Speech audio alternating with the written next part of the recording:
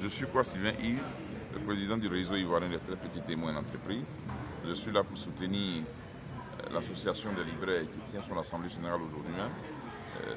Regarder les difficultés, passer ensemble au peigne fin les difficultés du secteur, les emmener à la professionnalisation, à la formalisation, travailler sur les questions aussi de regroupement en corporation, surtout comment faire pour qu'évidemment on puisse être à même de protéger les marchés, pour une bonne compétitivité, permettre l'épanouissement de ces entreprises du secteur du livre et de la librairie en général. C'est ce qui me fait être là aujourd'hui, pour accompagner le président Koulibaly Foubacar, qui est le président de l'association des libraires de Côte d'Ivoire, et faire pour que cette dynamique-là puisse s'impulser, puisse grandir, pour qu'évidemment les secteurs, comme je disais, professionnels naissent, mais par corporation, par secteur d'activité, pour qu'évidemment l'État puisse mieux les accompagner, pour que les marchés soient dus à secteur, soient dus à des corporations bien données, et que ces corporations puissent grandir pour évidemment contribuer au développement de notre très cher pays, la Côte d'Ivoire. Le président de l'ALDLCI, qui est l'association des libraires et des détaillants de livres de Côte d'Ivoire. Alors quel est l'objet de la rencontre de ce matin? Bon, c'est notre deuxième AG national pour parler de notre corporation, pour parler surtout, puisque nous sommes libraires. Qui dit libraire, nous sommes directement en relation avec l'école. Voilà, si notre activité marche, c'est que quelque part l'école aussi, ça y va avec l'école.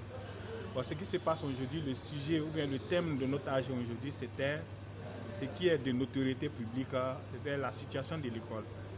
L'école ne va pas bien et tout le monde le sait. Donc nous sommes venus parler de cela. Et nous sommes venus parler surtout, l'État de Côte d'Ivoire a fait une loi qu'on appelle la loi sur la chaîne du livre.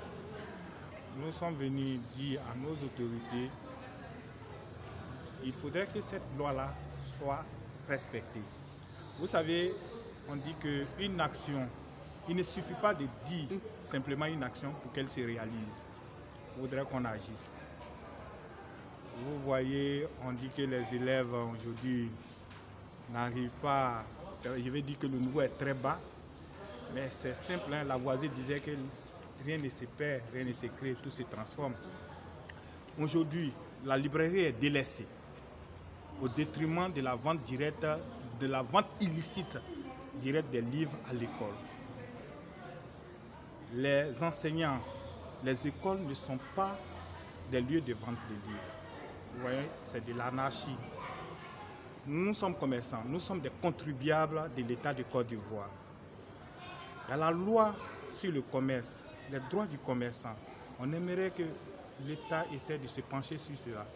La loi, les droits du commerçant. Un commerçant, c'est d'abord un contribuable de l'État de Côte d'Ivoire. Les fonctionnaires et ceux qui nous mènent la concurrence déloyale, il y a la loi de la fonction publique qui est là. L'article 23 et 24 du Code de la fonction publique qui interdit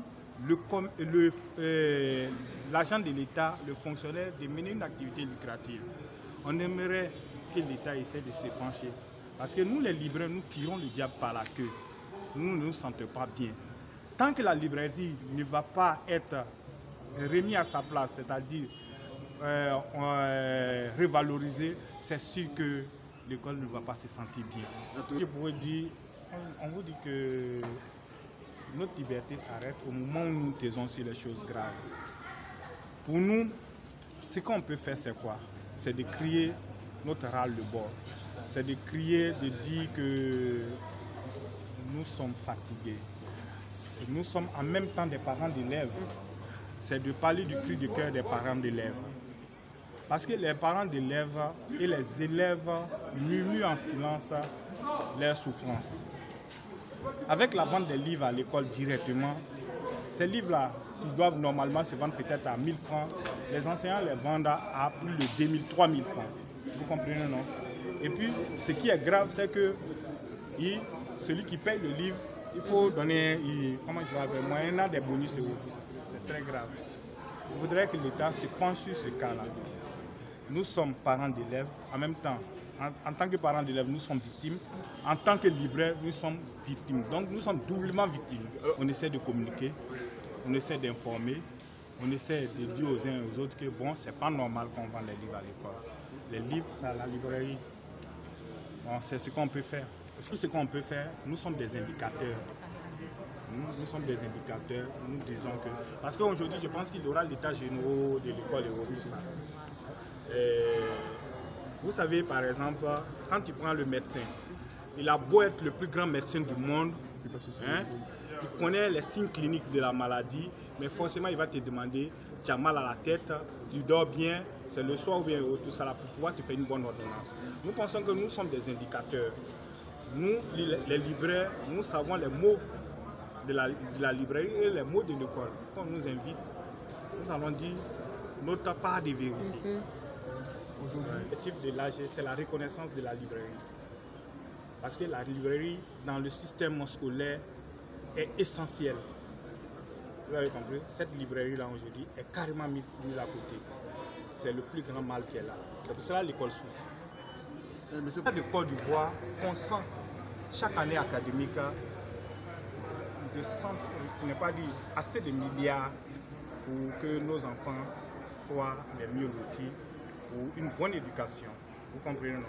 Et l'État prend des experts pour, comment je vais appeler ça, pour pouvoir donner un bon programme avec ces fascicules qui n'ont rien à voir avec le programme.